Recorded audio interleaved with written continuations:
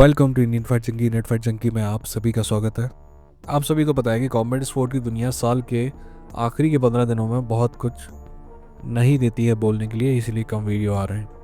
पर फिर भी मेरा मानना है कि जाने से पहले कुछ खबरें आपको देनी पड़ेंगी, क्योंकि अगली बार हमारी मुलाकात 2025 में होगी। तो कुछ सच्ची, कुछ टुच्ची और शायद कुछ अच्छी खबरों के साथ हम आखिरी बार मिल रहे हैं 2024 में। आगे बढ़ने से पहले सब्सक्राइब करिए, सब्सक्राइब करके बेल आइकन क्लिक करिए, क्योंकि ये मेरा वादा है कि जब भी आप वीडियो देखकर उठेंगे तो आपके पास पहले से ज़्यादा नॉलेज होगा। आप सभी को पता है कि बहुत दिनों पहले कॉनर मैकग्रेगर ने ये कहा था कि वो बड़ी फाइट करने जा रहा है इंडिया में। तब शायद ज़्यादातर लोगों ने उसको इग्नोर किया था या फिर ये माना था कि ये फाइट पॉसिबल नहीं है। पर धीरे धीरे ये पॉसिबिलिटी बनते जा रही है, क्योंकि एक से ज़्यादा प्लेटफॉर्म इसको कन्फर्म कर रहे हैं। कुछ इंडियन प्लेटफॉर्म भी इसको कन्फर्म कर रहे हैं, कुछ ऑस्ट्रेलियन प्लेटफॉर्म भी इसको कंफर्म कर रहे हैं और कुछ अमेरिकन प्लेटफॉर्म भी इसको कंफर्म कर रहे हैं। और हाँ, मैं एक और खबर आपको आईने बताऊंगा जिसमें एक प्लेटफॉर्म बोल रहा है, जो इसका इंपॉर्टेंट पार्ट है, वो इसको बोल रहा है कि कोई कंफर्मेशन नहीं है। ठीक है, पर पहले कंफर्मेशन की बात कर लेते हैं। तो खबर जो है आगे बढ़ के ये आती है कि अंबानी फैमिली के बारे में तो हमने पहले ही बात की थी, पर उससे भी आगे बढ़ के खबर ये आती है कि ये फाइट जो है जुलाई अगस्त में होगी। और उससे भी आगे बढ़ के खबर ये आती है कि ये फाइट में कॉनर मैकग्रेगर को $250 मिलियन मिलेगा। तो लोगों ने अंदाज़ा लगा लिया कि 250 कॉर्नर को मिलेगा तो 250 लोगों को मिलेगा। नहीं, ऐसा नहीं है। 250 कॉर्नर को मिलेगा, इतना अगर होगा तो मान सकते हैं आप कि इसका 70-80% लोगों को मिलेगा। और ये फाइट जो होने वाली है वो है वानखेड़े स्टेडियम में, मुंबई में होने वाली है, ऐसा बहुत सारे प्लेटफॉर्म का कहना है। इसके बारे में एक और खबर है कि अंबानी फैमिली जो है विजिट इंडिया कैंपेन चलाने वाला है, क्योंकि इंडिया का तो टूरिज्म डिपार्टमेंट तो मर गया है ना, जो अंबानी फैमिली को विजिट इंडिया कैंपेन चलाना पड़ रहा है और उसके लिए उन्हें देशभक्त कहा जाएगा। एनीवेज, तो विजिट इंडिया कैंपेन के अंतर्गत मुकेश अंबानी की कंपनी ये इवेंट ऑर्गेनाइज करेगी, ऐसी खबर है। मैं आपको जाते आते वो खबर भी सुनाऊंगा जो इस पूरी खबर का खंडन करती है। ठीक है, फिलहाल हम अगली खबर की तरफ आगे बढ़ते हैं। हबीब ने एक बात और स्पष्ट की है कि लोग इस बात का स्पेकुलेशन कर रहे थे कि इस्लाम मकाचेव जो है 1-2 फाइट के बाद 170 पाउंड में चला जाएगा, जिसके बारे में उसने पहले कई बार कहा है। पर पहले 170 पाउंड में वो प्रॉब्लम नहीं थी जो अभी है, और अभी जिस प्रॉब्लम को हम कह रहे हैं वो प्रॉब्लम है बिलाल मोहम्मद की। हबीब का कहना है कि ही इज़ नॉट ओके अगर बिलाल मोहम्मद इस्लाम मकाचेव से फाइट करता है, कि वो सही नहीं लगती है कुछ फाइट। जैसे ही हबीब ने ये कहा तो सारे के सारे वेस्टर्न मीडिया जो है बोलने लगा, अरे यार कैसे लोग हैं ये, चैंपियनशिप के लिए फ़ाइट नहीं करना चाहते।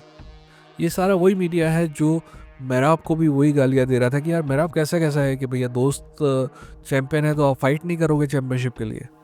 एक्चुअली मेराब ने कहा था कि he is like my brother. दोस्त, ये है कि मेरा मानना है कि ईस्ट जो है ना काफ़ी पीछे है, बट इस मामले में तो ईस्ट काफ़ी आगे है। कि हमारे जो रिश्ते होते हैं ना वो मोमेंटरीली नहीं होते हैं, वो ज़िंदगी भर के लिए होते हैं।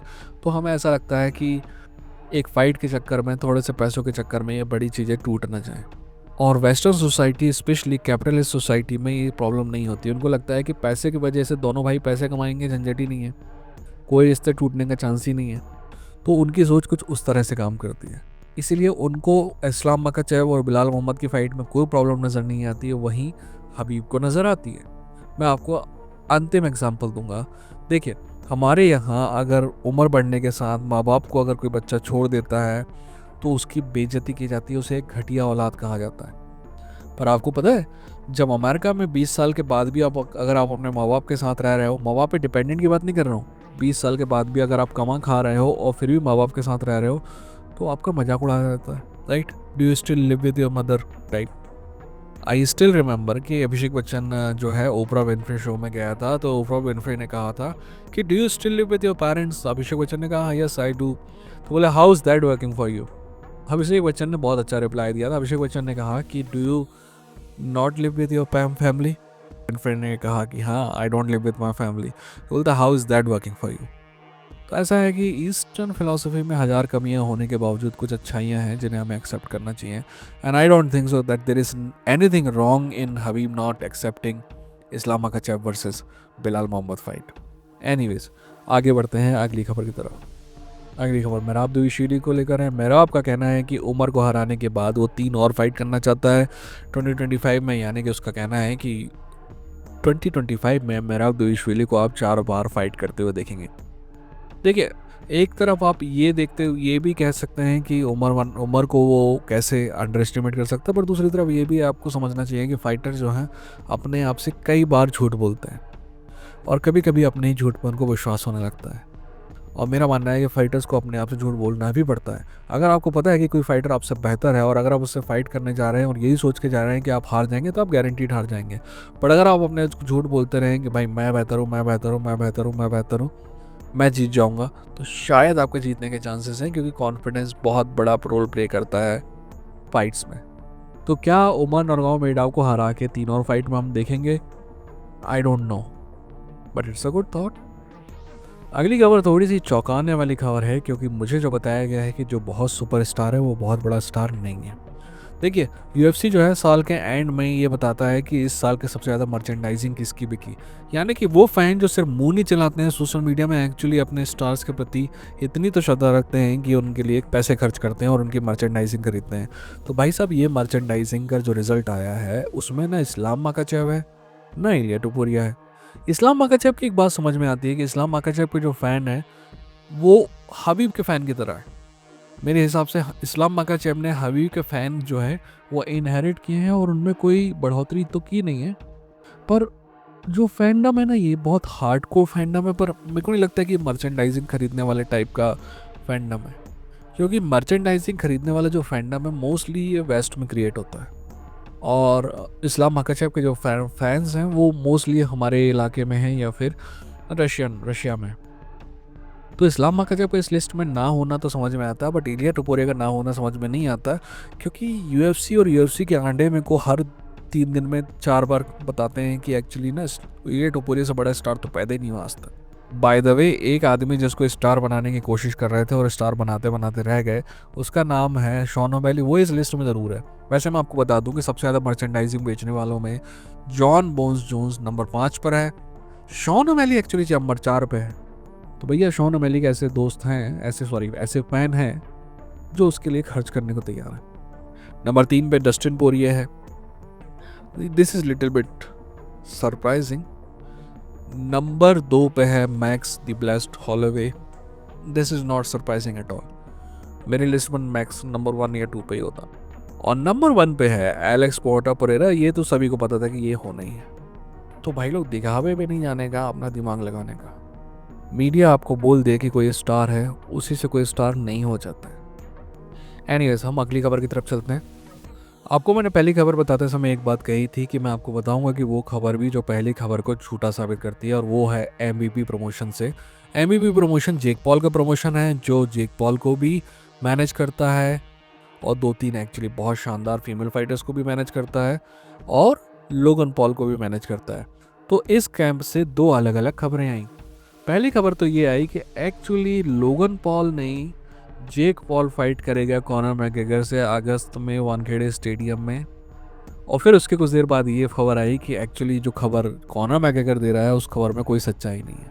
देखिए, जब तक कॉनर मैकग्रेगर ये खबर दे रहा था ना, तो ये माना जा सकता था कि इस खबर में सच्चाई होने के चांसेस थोड़े कम है। पर जब एक्चुअली मैक लाइफ, जो कि कॉनर की ही कंपनी है बट एक स्पोर्ट्स मीडिया कंपनी है, वो कॉर्नर की वजह से झूठ नहीं बोलेंगे, यानी कि इस खबर में थोड़ी बहुत तो सच्चाई है। इंटरेस्टिंग बात यह है कि इसके किसी भी इंडियन काउंटर पार्ट ने, क्योंकि यहाँ पे जो इवेंट ऑर्गेनाइज करा रहे हैं, ऐसा तो नहीं कि अंबानी घर से खर्चा लेके आएंगे और सब कुछ करेंगे। कोई ना कोई उनके बिहाफ में इवेंट ऑर्गेनाइज करा रहा होगा। उन्होंने ना तो हाँ कही है ना तो ना कही है। बात इंपॉर्टेंट ये नहीं है कि उन्होंने ना नहीं कही है, बात इंपॉर्टेंट ये है कि उन्होंने हाँ भी नहीं कही है। तो ये एम्बिग्यूटी है। तो वही है कि कॉनर मैकग्रेगर की $250 मिलियन वाली फाइट लोगन पॉल के खिलाफ, ये जो खबर है ना, इसको take it with the pinch of salt, but there is a possibility now. अगली खबर कॉनर मैकग्रेगर से जुड़ी हुई है, एक्चुअली कॉनर से नहीं, फ्लॉयड मैवेदर से जुड़ी हुई है। अगली खबर एक बहुत बड़े शक के ऊपर ना इशारा करती है, जो बहुत से लोगों को था। बहुत से लोगों को सालों से शक रहा है कि फ्लॉयड मैवेदर जो है ना, शुरू के 4-5 राउंड में ईजी करता है ताकि सामने वाला फाइटर जो है 2-4 राउंड जीत सके, ताकि फाइट जो है कम्पिटिटिव लगे और ज़्यादा से ज़्यादा लोग उसको देखें। यानी कि वो खुद ही सामने वाले फाइटर्स को खिलाता है, जैसे आपके पापा खिलाते थे ना बचपन में, आपको 1-2 चीज़ों में जीतने देते थे। तो फ्लॉयड के बारे में ये बात लंबे समय से कही जा रही है, और ये बात भी कही जाती है कि फ्लॉयड ने शुरू के 4 राउंड ऑफ लिए थे कॉनर मैगरेगर की फाइट में, अब उसने लिए थे या नहीं लिए थे ये कहा जाता है, इसलिए कॉनर शुरू के राउंड जीतते हुए नज़र आ रहा था। अब जो ये खबर आई है ये पक्की है, क्योंकि ये बुकिंग कंपनी की तरफ से है। बुकिंग कंपनी बोला तो जो बैटिंग बैट्स लेती है वो कंपनी की तरफ से, उसका कहना है कि एक दिन पहले फ्लॉयड मैवेदर की टीम आई थी, जो फ्लॉयड मैवेदर पे 9.5 राउंड में $4 लाख की बैट करने को तैयार थी। यानी कि फ्लॉयड मैवेदर बता रहा था कि भाई मैं ना सिर्फ इसको नॉकआउट करूँगा, ये फाइट ख़त्म करूँगा, बल्कि किस राउंड में करूँगा उस पर भी मेरे को भरोसा है। उस पर आदमी को तभी भरोसा है जब वो कैरी जॉब कर रहा हो, सामने वाले फाइटर्स को कैरी कर रहा हो कुछ राउंड्स के लिए। बट जब ये बैट आई तो बैटिंग कंपनी ने इसको लेने से मना कर दिया, क्योंकि उनको लग रहा था कि इसमें कुछ लीगलिटी के इश्यूज होंगे। वैसे तो आपको प्राइमा फेसिया यानी प्रथम दृष्टया इस सामने से ऐसा लगता है कि भाई अगर कोई फाइटर बोले कि मैं हारने वाला हूँ उस पर मैं बैट करना चाहता हूँ तो फिर तो वो इलीगल होगी। पर मैं जब जीतने वाला हूँ और उस पर अगर वो बैट करना चाहता है तो that's a different thing. But ये प्रॉप बैट थी, ये बोल रहा था कि मैं 9.5 राउंड में नॉकआउट करूँगा। यानी कि अगर उसकी पॉसिबिलिटी है कि 5 राउंड में भी वो नॉकआउट कर सकता है तो वो रोक के रखेगा 9 राउंड के लिए, and that creates a problem. वो जो है ना ग्रे एरिया में चली जाती है। इसके बारे में बैटिंग के कानून जो है बहुत स्पष्ट नहीं है। एनीवेज यूएफसी में तो ऐसा है कि आप भी बैट नहीं कर सकते, आपकी टीम भी बैट नहीं कर सकती आपके फाइट में, तो ये तो स्पष्ट हो गया है यूएफसी से। खैर यार साल के अंत में मैं आपको क्या कहूँ, कीप फाइटिंग। अगर आपने अभी तक कोई चीज़ अचीव नहीं की है तो keep fighting for that. Your story will and when you decide it will and. और अगर आपको ज़िंदगी में मौका मिले ना किसी को ह्यूमिलिएट करने का, किसी को नीचा दिखाने का, तो उस मौके को छोड़ दीजिए, आगे बढ़ जाइए। आपको अगर बड़ा आदमी बनना है तो बड़े आदमी की जैसी हरकत भी करनी चाहिए। अब मैं ये क्यों कह रहा हूँ इसके पीछे कारण है, बट डोंट डू दिस। अगर आपको मौका मिले किसी के लिए कुछ अच्छा करने का तो ज़रूर करिए।